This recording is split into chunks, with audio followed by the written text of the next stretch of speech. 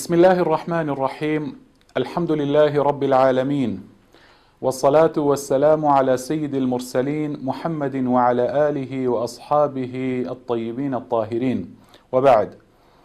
بینەران و بیسەرانی بەڕێز و خۆشەویست، سڵاو و ڕەحمەت و درود و میهرەبانی خوای پەروەردیگارتان لەسەر بێ. خۆشحاڵ و بەختەوەرم کەوا ئەم جارش لە ئەڵقەیەکی نوێی بەرنامەی تشکدا لە خزمەتی ئێوەی بەڕێز و خۆشەویست دەبم. خۆشەویستان، لەو زنجیرە بەرنامەیە کە چەند ئامۆژگاریەک بۆ گەنجان بەردەوامین هێشتا لەسەر ئامۆژگاریەکان، ئامۆژگاری ئەمڕۆمان سەرەتا بۆ خۆم و پاشانیش بۆ گەنجانی بەڕێز و خۆشەویست بریتیە لەوەی لە ئەخلاقی بەرز و پەسەند، ڕەوشتی بەرز و پەسەند لەگەڵ ماڵەوەدا، لەگەڵ کەس و کار و خزم و کەسدا، لەگەڵ دایک و باوک و خوشک و برا و خێزان و کچ و کوڕدا، هەروەها لەگەڵ هاوڕێ و جیرانەکاندا. گەنج دەبێت چۆن بێتن هەڵسوکەوتی ڕەوشتی بەرز و پەسەندی، یاخود وەکو عەرەب دەڵێن حوسن الخولق، ئەخلاقی جوان، ڕەوشتی جوان. جارێک پێناسەی حوسن الخولق، ئەخلاقی جوان، ڕەوشتی جوان، ئیمامی عەلی ڕەزا و ڕەحمەتی خوای لەسەر بێ لە پێناسەی ڕەوشتی بەرز و پەسەنددا دەفەرمێتن ڕەوشتی بەرز و پەسەند لە سێ شتدایە، لە سێ خەسڵەتدایە. یەکەمیان بریتیە لە ئینسانی مسلمان کە خۆی لە حەرام بپارێزیتن، لە گوناه و تاوان خۆی بپارێزیتن. پارێزکردن لە گوناه و تاوان ئەمە خەسڵەت و خاڵی یەکەمە. دووەم، داواکردنی شتی حەڵاڵ، طەلەب الحەلال، بە دواگەڕانی شتی حەڵاڵدا. سێمیان بریتیە لەوەی کە ئینسان لەگەڵ ماڵ و منداڵی، لەگەڵ خاو و خێزانیدا دەستکراوە بێتن، واتە کەسێکی سەخی بێتن. دەفەرمێ ئیجتیناب المەحارم وطلب الحلال والتوسعة على العيال. ابن مبارك ڕەزا و ڕەحمەتی خوای لەسەر بێ ئەو دەفەرمێ لە پێناسەی حوسن الخولوقدا، دەفەرمێ ئەخلاقی بەرز و پەسەند، ڕەوشتی بەرز و پەسەند بریتیە لەوەی کە ئینسان دەموچاوی بە پێکەنین بێتن، یاخود دەموچاوی بە شوش بێتن، کەسێک بێتن هەمیشە دەم بە خەندە بێتن و چاکە بکاتن و دەستی لە خراپە بپارێزیت و خراپەکاری نەکاتن. ئیمامی ئەحمەد ڕەزا و ڕەحمەتی خوای لەسەر بێ ئەو لە پێناسەی حوسن الخولق، ئەخلاقی جواندا دەفەرمێتن ئەخلاقی جوان بریتیە کە تۆ تووڕە نەبی، قەت تووڕە نەبی، و هەروەها حقد و ڕق و کینەت لە دڵدا نەبیتن بەرامبەر هیچ کەسێک. ئەمەیە ئەخلاقی جوان، ڕەوشتی بەرز و پەسەند. ئیمامی ئیبن عویەینە ڕەزا و ڕەحمەتی خوای لەسەر بێ ئەو شتێکی تر دەفەرمێ ئەلبەشاشەت و مەسیەدەت المەوەدەتی، دەفەرمێ بەشاشە، دەم بە خەندەبوون بریتیە لە تەڵەی خۆشەویستی، واتە بە دەموچاوی بەخەندەوە دەتوانی خۆشەویستی خەڵک خۆشی بووی، خەڵکان خۆشیان بووی و هەروەها خەڵک بۆ لای خۆت ڕابچێشی. و دەفەرمێتن چاکەکردن شتێکی زۆر ئاسانە، ئەلبیڕ شەیء هەیین، و دەفەرمێتن پاشان دەموچاوی چاکەکردن دەفەرمێ شتێکی ئاسانە، بریتیە لەوەی وەجه طەلیق و کەلام لەین، دەموچاوێکی دەم بەخەندە جوان و بەشوش و هەروەها قسەی نەرمونیان. ئەوە تعریف و پێناسەی ئیمام ئیبن عویەینەیە. ئیدەن خۆشەویستان، ئەخلاقی بەرز و پەسەند، ڕەوشتی بەرز و پەسەند بریتیە لەوەی کە ئینسان تووڕەیی خۆی بخواتەوە، تووڕە نەبێتن، تەنها لە پێناوی خوا نەبێتن. کاتێک کە تووڕە ئەبێ لە بەرخاتی خۆی تووڕە نەبێ، تەنها لە پێناوی خوا تووڕە بێتن، و ئینسان هەمیشە دەم بە خەندە بێتن، ڕووگرژ نەبێتن، تەنها بەرامبەر کەسانی فاجر و زاڵم و ستەمکار نەبێتن، و ئینسان هەمیشە لە هەموو کەسێک عەفوی هەبێت، لێخۆشبوونی هەبێتن بەرامبەر هەموو کەسێک، تەنها دەربارەی ئەو کەسانە نەبێتن کە لە ڕێ لایەندایە کە کەسانێک پێویستە تەئدیب بدرێن، وەکو دەڵێن سنوورێکیان بۆ دابنرێتن، بەرامبەر ئەو کەسانە ئینسان عەفوی نەبێتن و ئیقامەی حەدیان لەسەر بکرێت و حەدیان بۆ دابنرێ، ئەوە قەیدی ناکە ئەگەر بۆ تەئدیب بێتن.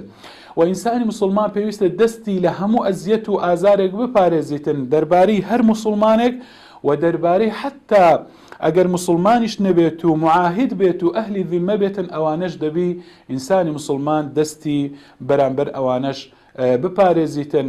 واتە ئینسانی مسلمان هەمیشە دەم بەخەندەیە، هەمیشە چاکە خوازە و دەست وەکو دەڵێن کەس لە دەستی ئینسانی مسلماندا ئەزیەت و ئازار نابینێتن. خۆشەویستان، پەیوەندیەکی زۆر تند و تۆڵ و بەهێز هەیە لە نێوان ڕەوشتی جوان، ڕەوشتی بەرز و پەسەند و هەروەها لە نێوان بیر و باوەڕ و عەقیدەدا.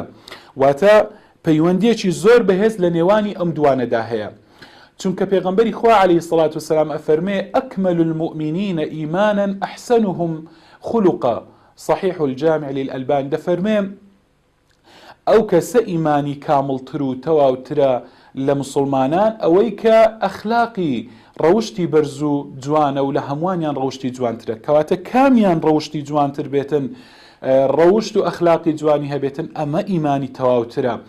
کەواتە پەیوەندیەکی زۆر بەهێز هەیە لە بینی هەردووچیان. ئیبن القەییم ڕەزا و ڕەحمەتی خوای لەسەر بێ دەفەرمێ الدین كله خلق، دەفەرمێ دینی ئیسلام هەمووی ئەخلاقە، هەمووی ڕەوشتی بەرز و پەسەندە. دەفەرمێ فمن زاد عليك في الخلق زاد عليك في الدين، دەفەرمێ ئەوەی کە ئەخلاقی جوانت زیاتر پیشان بداتن، ڕەوشتی بەرز زیاتر پیشان بداتن، ئەوە دینی زیاتر فێرکردی. کەواتە ئینسانی مسلمان دەبێ هەمیشە ڕەوشتی بەرز و پەسەند بیتن و ئەمەش زیاتر نیشانی ئەوەیە کە ئیمان و بیر و باوەڕی زیاتر و عەقیدەیەکی جێگیری هەیە.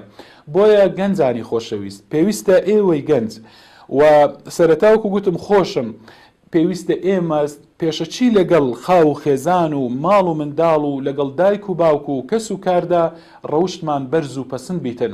ئەوە تا پێغەمبەری خوا عەلەیهی سەڵات وسەلام دەفەرمێ ئین من خیاریکم ئەحسەنکم ئەخلاقا، لە هەڵبژێرداوانی ئێوە ئەو کەسەتان لە هەموو کەس هەڵبژێردراوترە ئەوەی کە ڕەوشتی بەرز و پەسەندە. ئەم فەرمودەیە متفق عەلەیهە. و عائشە ڕەزا و ڕەحمەتی خوای لەسەر بێ دایکی ئیمانداران دەفەرمێ پێغەمبەری خوا صلی الله علیه وسلم دەیفەرموو خەیڕکم خەیڕکم لأهله وأنا خەیڕکم لأهلی، ئەخرەجەه الترمذی. دەفەرمێ باشترینتان ئەو کەسەیە کە بۆ خێزانی باشە. کەواتە تەماشاکەی پێغەمبەری خوا عەلەیهی سەڵات وەسەلام بە ئێمەی مسلمان بە گەنجان دەفەرمێتن باشترینتان ئەو کەسەیە کە بۆ خێزانی باش بێ. ئەو دەربارەی خێزان. ئەی دەربارەی دایک و باوک، ئەوە تا خوای پەروەردیگار دەفەرمێ وقضى ربك ألا تعبدوا إلا إياه وبالوالدين إحسانا إما يبلغن عندك الكبر أحدهما أو كلاهما فلا تقل لهما أف ولا تنهرهما وقل لهما قولا كريما.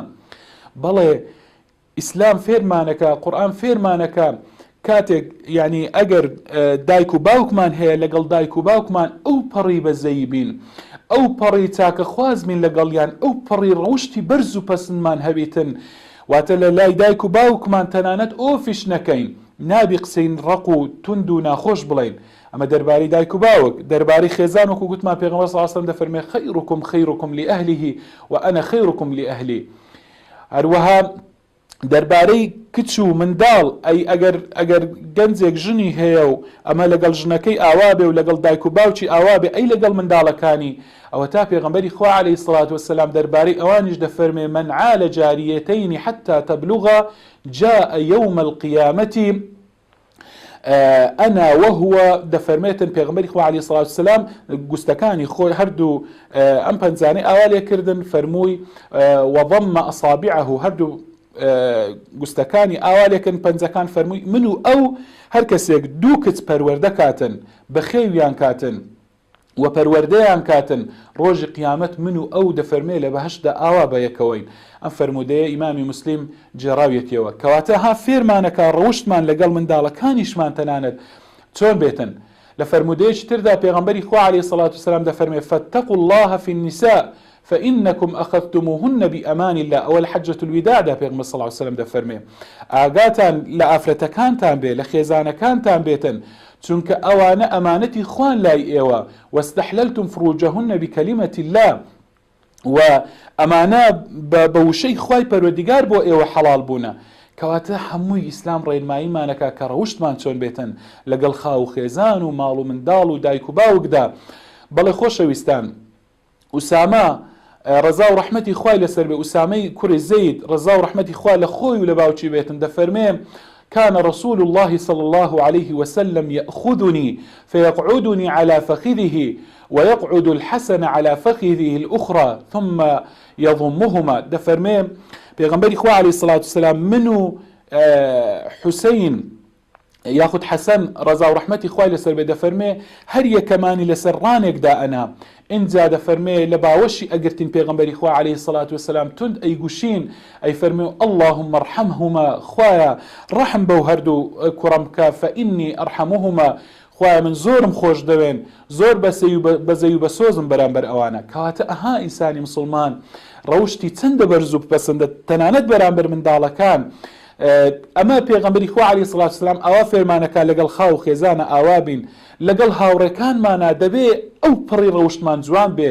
لەگەڵ جیران و دەوروبەرمانە پێغەمبەری خوا عەلەیهی سڵات وسەلام دەفەرمێ والذی نفسی بيده لا يؤمن عبد حتى يحب لجاره ما يحب لنفسه رواه مسلم دەفەرمێ سوێن بەوەی کە گیانی منی بەدەستە ئیمانتان تەواو نابێتن باوەڕتان تەواو نابێ هیچ عەبدێک ئیمانی تەواو نابێ هەتاکو ئەوەی کە بۆ جیرانەکەی خۆی پێخۆشە بۆ خۆی پێخۆشە بۆ نەفس و دەرونی خۆی پێخۆشە بۆ جیرانەکەشی پێخۆش نەبێ کەواتە خۆشەویستان لێرەدا ئەومان بۆ ڕوون دەبێتەوە تۆی گەنجی مسلمان و هەمووشمان پێویستە ئەو پەڕی ڕەوشتمان جوان بێتن هەم لەگەڵ خاو و خێزان و دایک و باوکو و ماڵ و منداڵ و لەگەڵ هاوڕێ و دەروجیران و دەرودراوسێمان لەگەڵ هەمویان ڕەوشتی بەرز و پەسەند جێبەجێ بکەین خۆشەویستان لێرەش کات زیاتر دەرفەتمان پێناداتن تا بێ گەیشتنەوەی تر و ئەڵلقەیەکی نوێ لە ئەڵلقەکانی بەرنامەی تیشێک بە خزمەتی ئێوەی بەڕێز و خۆشەویست شادەمەوە لێرەدا بەخوای گەورە و باڵا دەستان دەسپێرم خواتان لەگەڵ والسلام عليكم ورحمة الله وبركاته.